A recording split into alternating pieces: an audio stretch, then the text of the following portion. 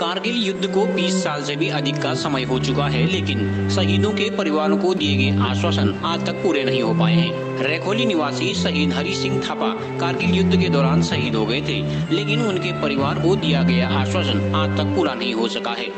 शहीद हवलदार हरीश थापा का परिवार तथा उनका गांव झूठे आश्वासनों से आहत है। ग्रामीणों को लगता है कि सरकारों द्वारा दिया गया आश्वासन यदि पूरा हो जाता तो यह हरीश थापा के चले जाने के जख्म पर मरहम का काम जरूर करता। 26 जुलाई को होने वाले कारगिल दिवस के मौके पर हर साल शहीदों व उनके परिवारों को याद तो किया जाता है। यदि उन्हें दिए गए आश्वासन पूरे हो जाते तो यह शहीद को सच्ची श्रद्धांजलि होती।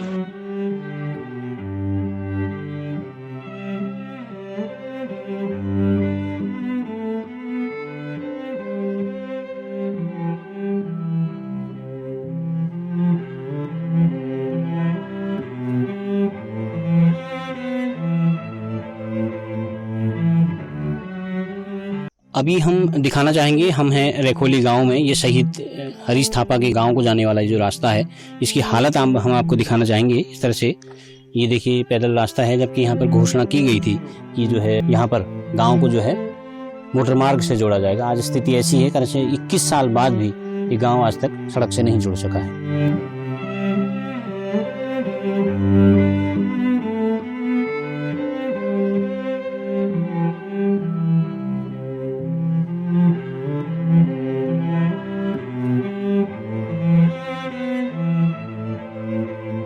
अभी हम मौजूद हैं रेखोली गांव में। कारगिल शहीद स्वर्गीय हरीश थापा के परिवार के वहाँ पर घर पर मौजूद हैं। उनकी माताजी हैं, यहाँ पर उनके भाई हैं। हम उनसे बातचीत करेंगे कि ये कब की घटना है और किस तरह का आज वो 21 साल बाद वो किस तरह का महसूस यहाँ पर करते हैं।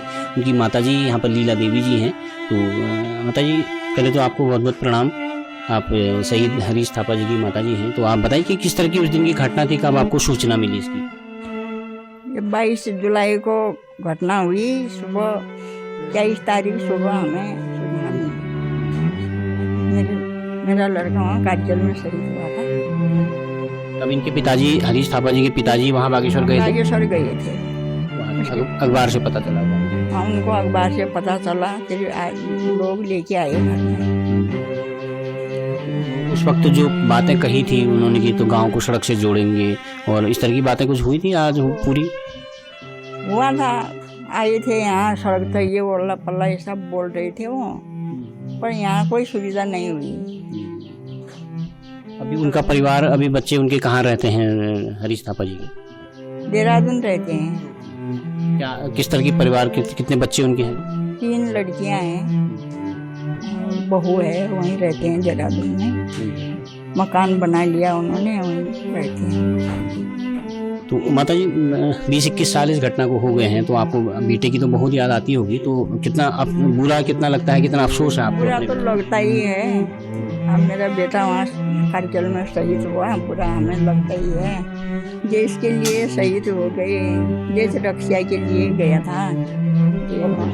हमारे साथ अभी मौजूद हैं स्वर्गीय हरीश थापा जी के भाई मनोज थापा जी। वो भी अभी सेना से रिटायर होकर अभी घर पे हैं। तो उनसे जानेंगे कि बताएं वैसे भी ये कब की घटना थी और किस तरह का उस दिन जब आप ये सूचना आई तब आप कहाँ पर थे? मैं शहीद हरि सिंह थापा का छोटा भाई हूँ। ये घटना हुई थी 22 जुलाई 1999 में और हमें सूचना मिली थी 23 जुलाई सवेरे। तो सवेरे में उस टाइम नीचे था, जंगल में था, रोड में थे, घर के नज़दीकी था, मैं रोड में था। पिताजी आए तो पिताजी ने बताया कि यार बेटा तेरा बड़ा भाई ऐसा हो गया। तब हमें ये सूचना पता चली थी और बड़ा दुख लगा था उस टाइम।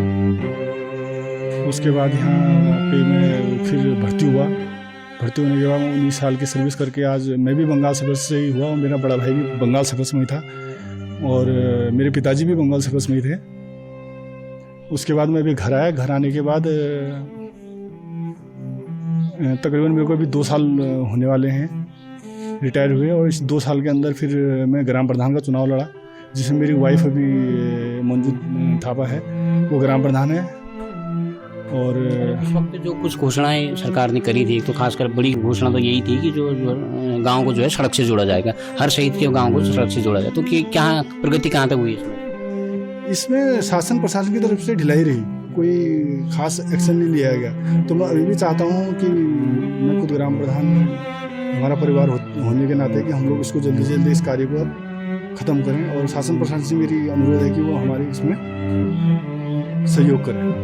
अच्छा, उस वक्त जब आपके भाई साहब जब शहीद हुए थे देश के लिए, तो उसके बाद आप जो है सेना में भर्ती हुए, तो उस वक्त ऐसा लगा कि आपको यार एक भाई तो चले गया, आपको ऐसा डर नहीं लगा यार देश के लिए जाने के लिए आपको एक फख्र सा महसूस हुआ? नहीं, ऐसा कोई डर नहीं था हमें, अच्छा ही लगा और बचपन से शौक भी था आर्मी में जाने का और मैं पूरा करके आया 19 साल करके। और आपके पिताजी भी आर्मी में थे? जी, मेरे पिताजी भी बंगाल से पश्चिमी थे, वो भी आर्मी से रिटायर है 19 साल में और मैं भी 19 साल में हुआ। भाई मेरे तकरीबन 16 साल 3-4 महीने के अंदर कारगिल में शहीद हुआ। अब अगर आगे वाली पीढ़ी तो अभी तो आपकी पढ़ी रही है, अगर आगे वाली पीढ़ी भी अगर आर्मी में जाना चाहे, देश सेवा में जाना चाहे, तो आप क्या कहेंगे? बिल्कुल जाना चाहिए, देश सेवा के लिए हर आदमी को जाना चाहिए, उससे बड़ा तो कोई सेवा ही नहीं इस दुनिया में।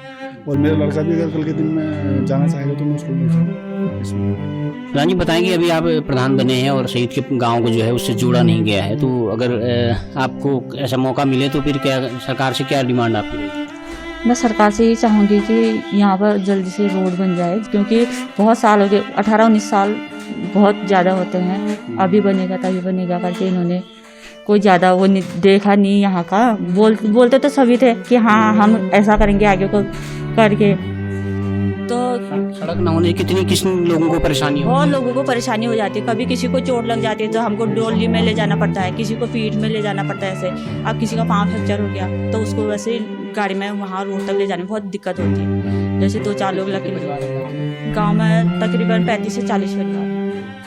तो ये था कारगिल शहीद हरीश थापा का परिवार, जिन्हें अपने बेटे को, अपने भाई को कारगिल में खोने पर फक्र तो है, लेकिन इस बात की टीस जरूर उनके दिल में है कि 21 साल बाद भी उनका गांव जो है सड़क से नहीं जुड़ पाया। CCN न्यूज के लिए रैखोली गांव से हिमांशु जोशी के साथ मैं सुरेश पांडे।